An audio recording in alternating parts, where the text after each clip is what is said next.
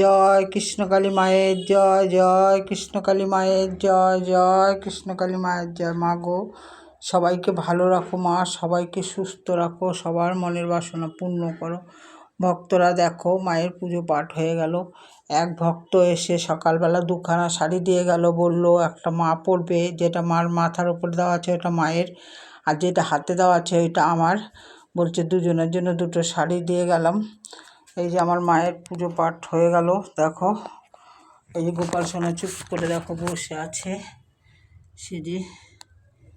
এই দেখো, এ তারা মা, বজরংবলী, বিশ্বকর্মা। এই দেখো,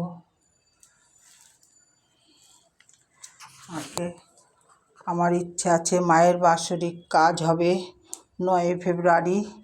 কিছু শাড়ি আমি, কিছু মায়ের যেগুলো মা পরেছে সেই শাড়িগুলো কিছু লোককে আমি দান করে দেব। মায়ের শাড়ি, পরা শাড়ি, আমি এত শাড়ি কী করব, তা কিছু লোককে আমি শাড়িগুলো, মায়ের আশীর্বাদী শাড়ি, এগুলো পরা মানে আশীর্বাদী শাড়ি, আশীর্বাদী শাড়ি কিছু লোককে আমি দেব মায়ের বাৎসরিক কাজে 9 ফেব্রুয়ারি। তোমাদের সবারই বলা রইল, যার যার ইচ্ছা এসো মায়ের বাৎসরিক কাজে, মাকে দর্শন করে যেও, মায়ের প্রসাদ খেয়ে যেও। জয় কৃষ্ণকালী মায়ের জয়, জয় কৃষ্ণকালী মায়ের জয়। মা গো, সবাইকে ভালো রাখো মা, সুস্থ রাখো, সবার মনের বাসনা পূর্ণ করো।